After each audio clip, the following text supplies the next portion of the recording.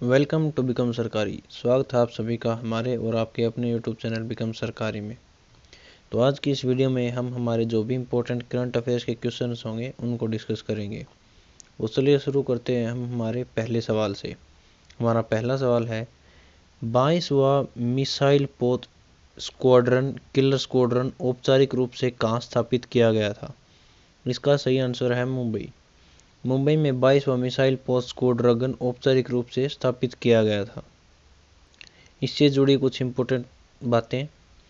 22वें missile पोत squadron को औपचारिक रूप से अक्टूबर 1991 में मुंबई में स्थापित किया गया था। भारतीय राष्ट्रपति रामनाथ कोविंद 22वें मिसाइल पोत स्क्वाड्रन को प्रेसिडेंट्स स्टैंडर्ड, जो एक सैन्य इकाई में दिया जाने वाला सम्मान है, उसको प्रदान करेंगे। हमारा अगला क्वेश्चन है सार्क चार्टर दिवस कब मनाया गया। तो इसका सही जवाब है 8 दिसंबर। 8 दिसंबर को सार्क चार्टर दिवस मनाया गया। अगर हम बात करते हैं सार्क की, तो सार्क की फुल फॉर्म है south Asia association for regional corporation. South Asia association for regional corporation, ये सार्क की फुल फॉर्म है।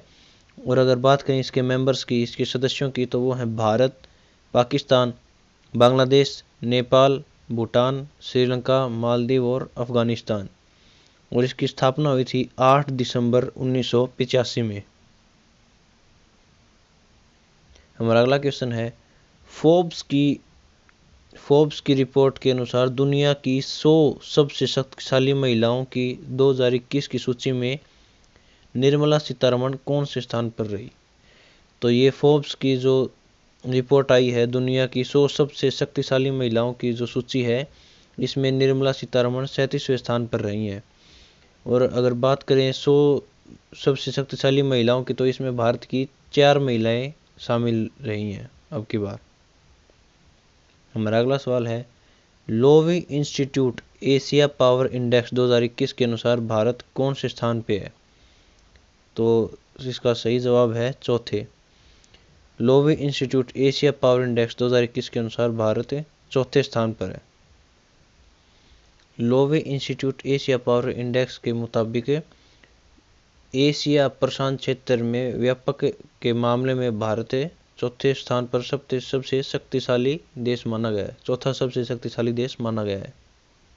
और अगर बात करें इंपॉर्टेंट पॉइंट्स की, तो इसके टॉप 10 जो देश हैं इसके अनुसार जिन्हें सबसे शक्तिशाली देश माना गया है, वो हैं पहले पर है संयुक्त राज्य अमेरिका यूएसए, दूसरे पर चीन, तीसरे पर जापान, चौथे पर भारत, पांचवें पर रूस, छठे पर ऑस्ट्रेलिया, सेवन्थ दक्षिण Korea, eighth Singapore, ninth Indonesia और 10th थाईलैंड।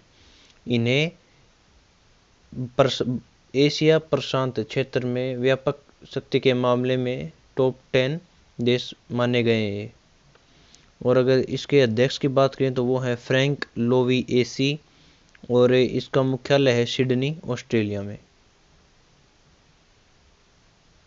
हमारा अगला सवाल है किस देश ने इच्छा मृत्यु की मशीन यानी सुसाइड पोड को मंजूरी दी है। इसका सही जवाब है स्विट्जरलैंड। स्विट्जरलैंड की जो गवर्नमेंट है उसने इच्छा मृत्यु की मशीन यानी सुसाइड पोड को मंजूरी दे दी है। अगर बात करते हैं सुसाइड पोड की, तो इसको मंजूरी यहाँ की सरकार ने इसलिए दी है कि अगर कोई बीमार व्यक्ति है और उसे दर्द रहित मौत चाहिए, तो उसके लिए वो इसका प्रयोग कर सकता है। और बात करें स्विट्जरलैंड की, तो इसकी राजधानी है बर्न। यहाँ की करेंसी मुद्रा है वो है स्विस फ्रैंक और यहाँ के राष्ट्रपति हैं गाय पारमेलिन। हमारा अगला क्वेश्चन है किस राज्य ने आत्मनिर्भर कृषक एकीकृत विकास योजना को लागू करने की मंजूरी दी है। इसका सही जवाब है उत्तर प्रदेश। उत्तर प्रदेश ने आत्मनिर्भर कृषक एकीकृत विकास योजना को लागू करने की मंजूरी दे दी है। इससे रिलेटेड कुछ इंपॉर्टेंट पॉइंट्स। उत्तर प्रदेश सरकार ने राज्य में 2021-22 से आत्मनिर्भर कृषक एकीकृत विकास योजना को लागू करने के लिए मंजूरी दे दी है। इस योजना के तहत अगले 3 वर्षों में राज्य के प्रत्येक प्रखंड में 1475 किसान उत्पादक संगठन बनाए जाएंगे। यह कृषि अवसंरचना कोष के तहत केंद्र द्वारा आवंटित 1000 करोड़ के बजट का उपयोग करने के लक्ष्य को प्राप्त करने में भी मदद करेगा। हमारा अगला सवाल है, कोनियाक जो हाल ही में खबरों में थी, भारत के किस राज्य की सबसे बड़ी जनजाति है? तो इसका सही जवाब है नागालैंड।